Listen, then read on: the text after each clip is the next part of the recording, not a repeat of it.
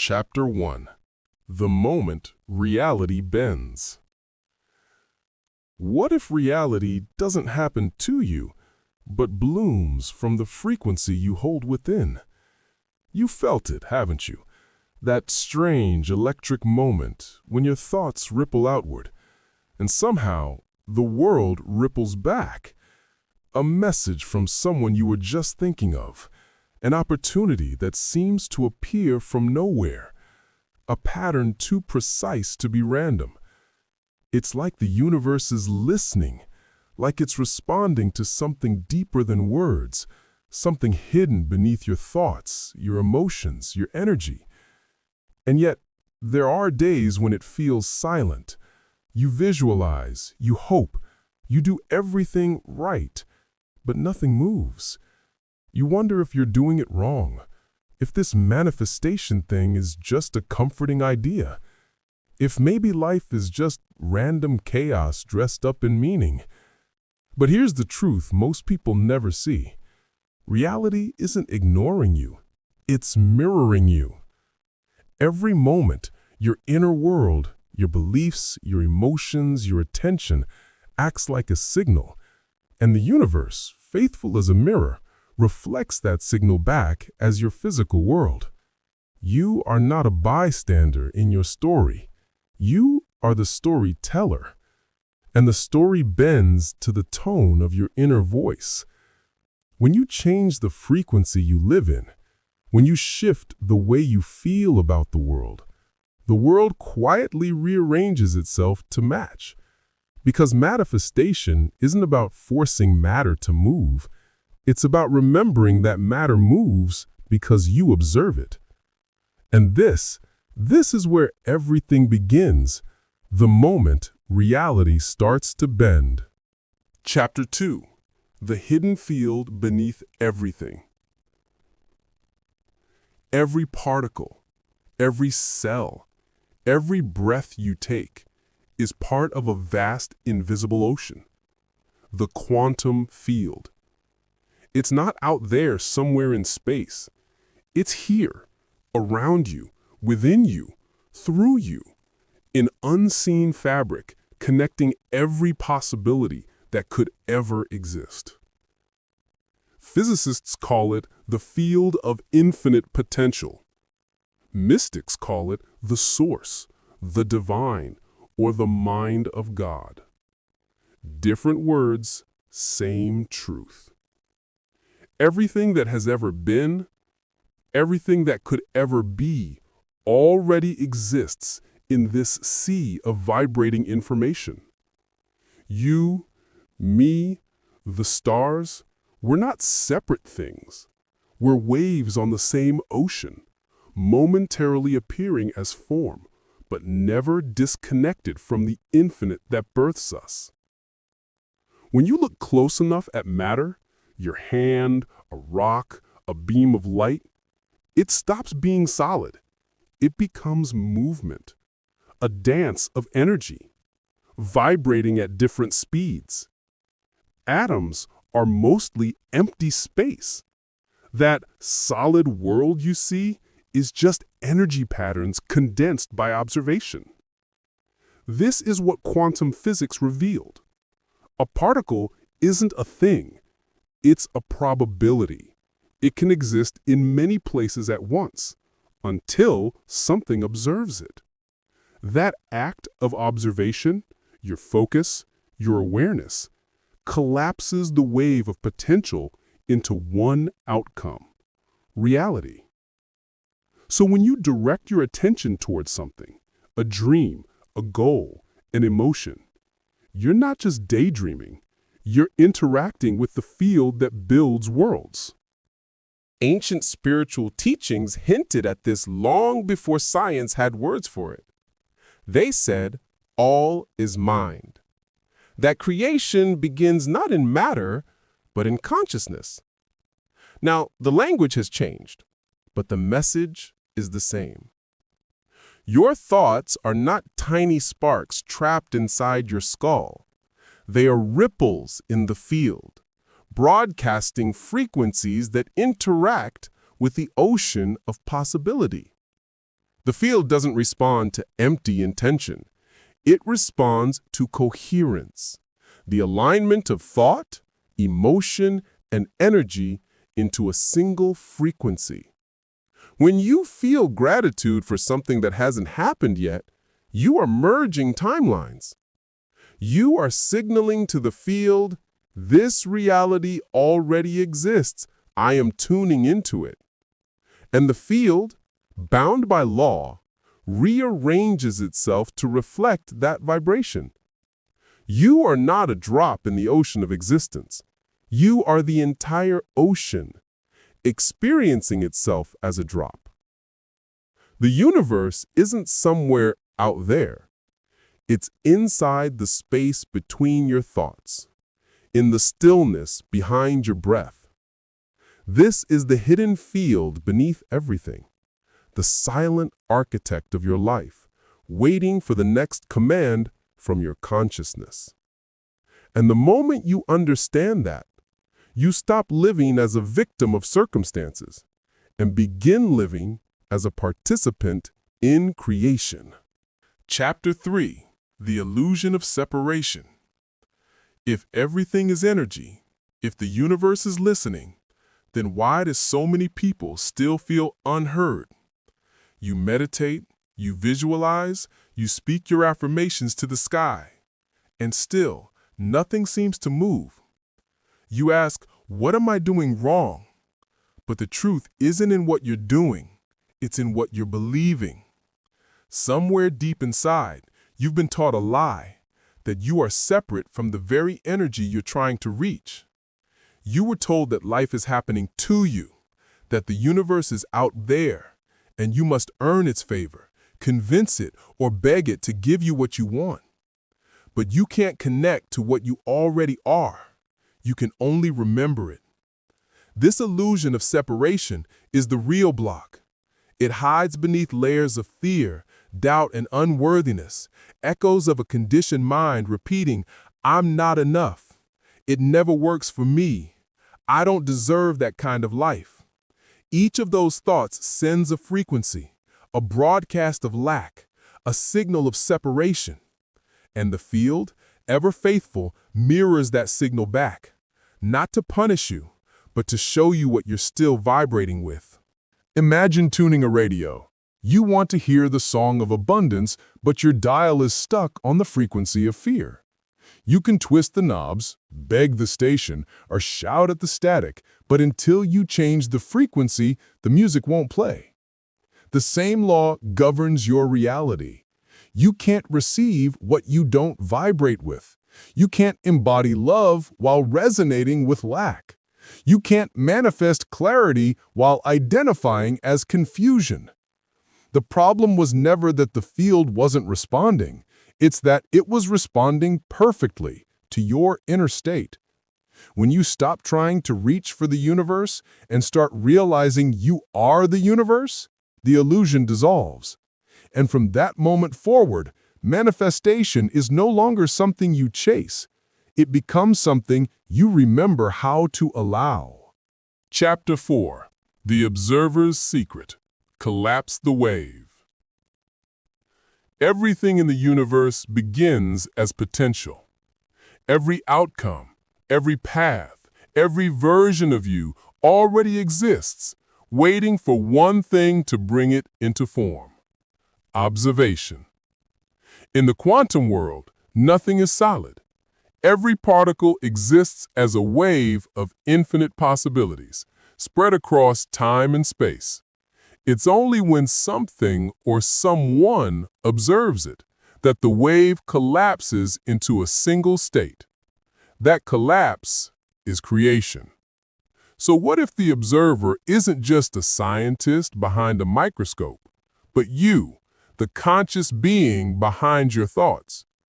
What if every time you imagine, feel, or believe something, you are collapsing a wave inside the field of infinite potential, selecting from countless realities the one that aligns with your vibration? Music shifts, subtle rhythm, like a heartbeat syncing with cosmic breath. This is not fantasy. It's physics. In the famous double-slit experiment, particles of light behaved differently depending on whether they were observed. Observation, awareness, changed matter itself. Now imagine what constant observation from consciousness could do. You're not a passive witness of your life. You are the observation effect in motion.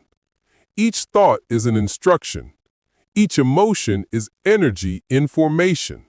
E-motion. Energy moving through the field, shaping form from the formless. But here's the deeper truth. Not all observation is equal. Thinking about your desire isn't enough. You must feel it into existence. Your thoughts are electric. They send signals out. Your emotions are magnetic. They pull realities back in. Together, they form an electromagnetic signature, your energetic fingerprint in the quantum field. When thought and emotion align, you create coherence, a perfect vibrational harmony between your inner and outer world. That's when manifestation stops being random and starts becoming predictable. Think of your mind as the sculptor and your heart as the mold. When you visualize your dream with feeling, as if it's already real, you are programming your nervous system, rewiring neural pathways, and sending a coherent signal into the field. Your brain begins to record that future as memory. Your body starts to believe it's already living it. And when belief reaches that level of embodiment, the field has no choice but to mirror it back as matter. This is why gratitude before manifestation works. Gratitude is the frequency of "it's done." It tells the universe there's no separation between me and what I desire.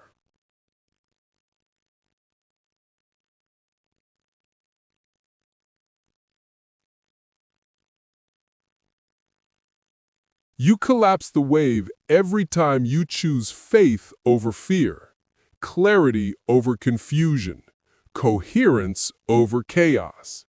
The field doesn't respond to what you wish for. It responds to the energy of what you believe yourself to already be. So the question is no longer, how do I make it happen? It's, can I observe it with such certainty that it already has? Because the universe always follows the gaze of the one who knows it's already done. Chapter 5. When you stop chasing, you start collapsing.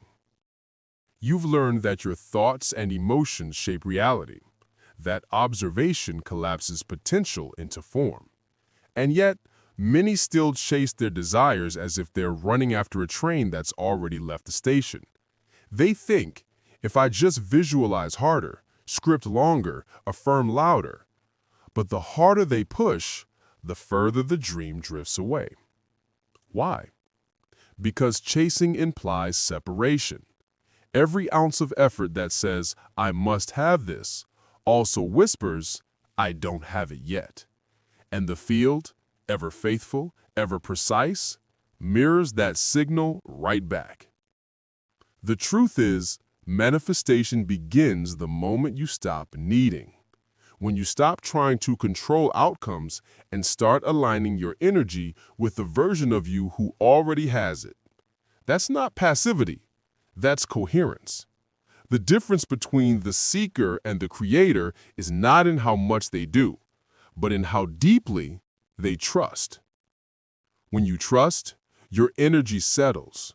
Your heart and mind begin to move in rhythm. Your frequency becomes clear. And reality, like still water reflecting a calm sky, finally mirrors your intention with clarity.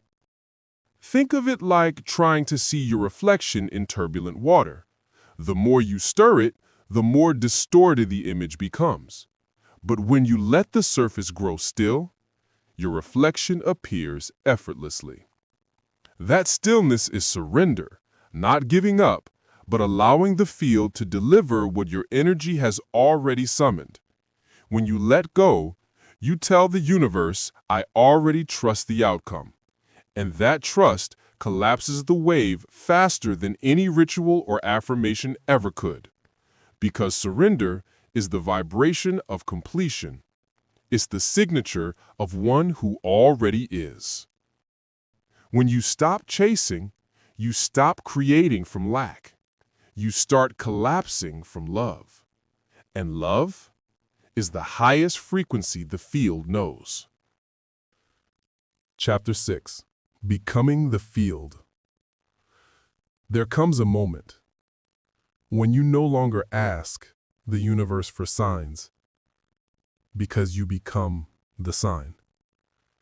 You no longer wait for reality to confirm your power because your very presence begins to bend reality around you. This is the shift. The moment the observer dissolves into the observed, the moment you become the field itself.